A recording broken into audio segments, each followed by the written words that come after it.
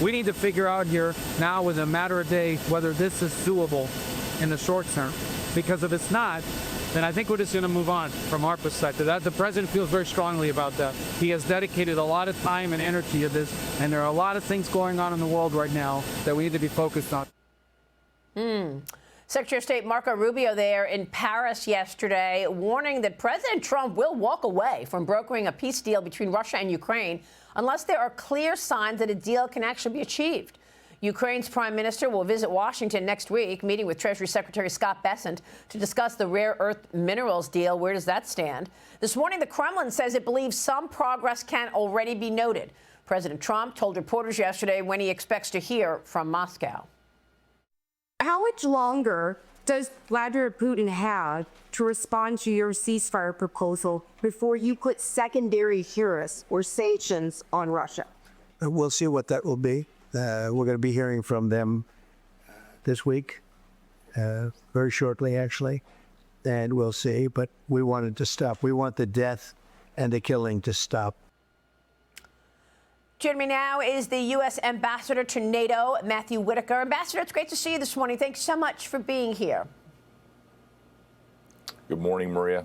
Well, the president made a good point. I mean, you know, how much longer can the U.S. be invested in this? Well, the president's absolutely right, and I'm sure he's increasingly frustrated by what the Russians, especially, and the dragging of their feet. We've invested a lot of time and effort into this, not only the president's time, but Secretary Rubio's, Special Envoy Witkoff and General Kellogg. I mean, they've, if there was a deal to be had, President Trump will negotiate it, but you need the Ukrainians and the Russians to also agree to a deal, and I think we're days away from knowing whether that's possible or not. Well, of course, it's important on so many levels. President Trump also was among the first to push Europe to start spending more on their defenses, and we're seeing that take place now that you're on the inside at NATO.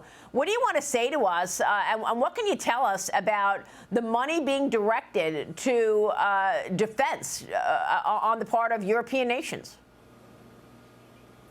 Well, 10 years ago, the European allies all committed to spend 2%. Unfortunately, a third of them never got there. We've seen of their GDP, right? And unfortunately, at least a third of them never even got there in 10 years. We're seeing, for example, Italian Prime Minister Meloni yesterday saying they're going to be at 2% finally this year. And that's not enough to defend Europe and to equalize with the United States. And Donald Trump has already brought in $600 billion in defense spending since he was elected in 2017.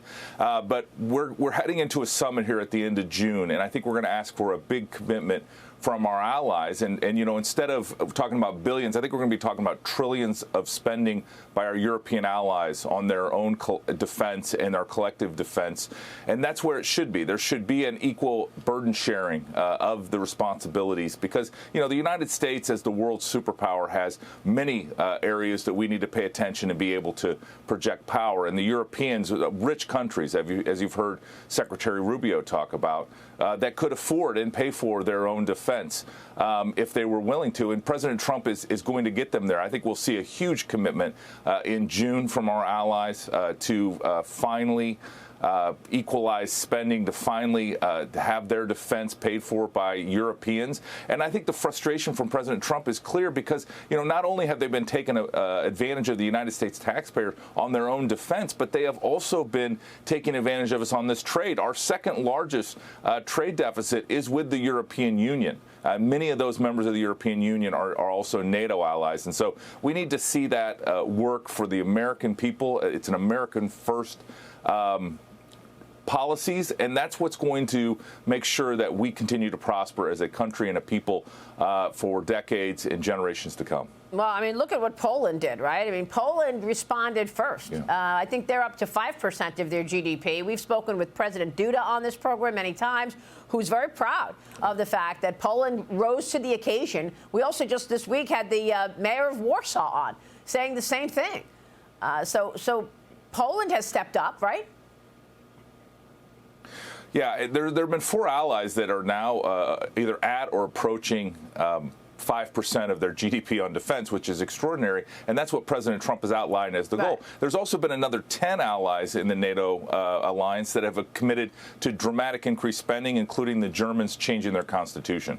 Okay. So we're on our way, but we're not there yet. Meanwhile, there's China, and the story of China, the adversary, China, the enemy, is becoming clearer and clearer to more people.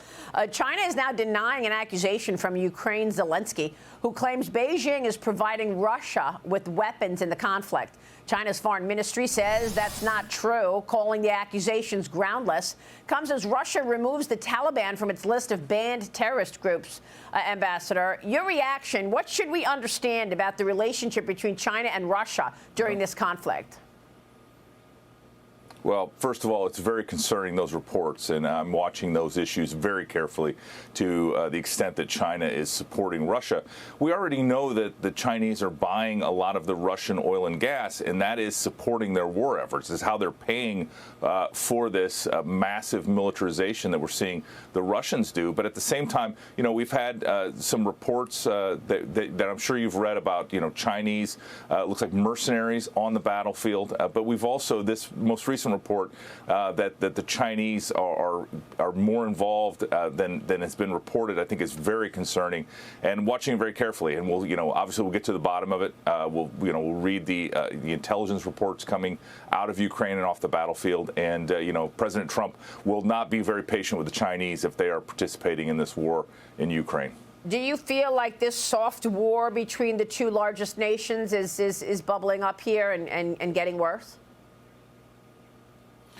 Well, there's no doubt that the Chinese are our biggest strategic threat. At the same time, you know, President Trump has been very clear that he wants peace. He wants a fairness in world trade and in how the globe operates. You know, we need to get back to a real peace and prosperity agenda. But, you know, if there are actors that don't want to play that same game, then, you know, the United States will be strong. The United States will be able to address these issues. And I think the mission is very clear what we need to do. We need to strengthen our alliances, make sure that we are ready for not only the current threats, but future threats. And I think the United States of America is very well poised with our innovation and our economy to be unmatched in how we do this. And President Trump did that with Italy. I mean, Giorgia Meloni, the Italian prime minister, visiting President Trump yesterday at the White House.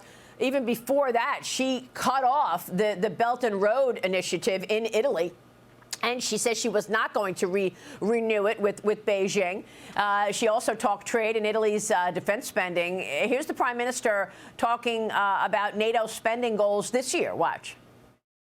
They've been asking if we decided another percentage about the defense spendings, and I said yes, NATO, and I said that Italy is reaching the 2% as it was already decided. We didn't speak about a specific other percentage, but we are aware of the fact that defense is important for the future, and we see also the work that we are trying to do at the European level.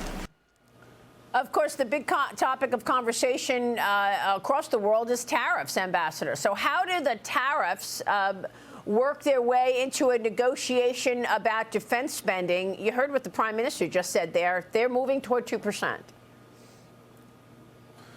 Yeah, but we're getting it coming and going. Remember, as they take advantage of us on defense spending, and the United States bears the 2/3 of the burden of European military defense, at the same time, they take advantage of us with about a $250 billion trade deficit with the European Union. So, you know, President Trump's been very clear that no more. And, you know, he has reset not only how defense spending is being done in Europe, and we're seeing dramatic changes to that. We're going to see trillions of dollars being spent by Europeans on their own defense. And that is a great step. And I think, you know, we're going to see that coming out of the summit we have in June. And then on the tariffs, you know, President Trump has obviously thrown the marker down and said that this is no longer working for the American people. You've been taking advantage of us for too long. long, and we are going to have free and fair trade. And, you know, obviously the team is going to negotiate those trade deals on a bilateral way. And, you know, to some extent, that's not,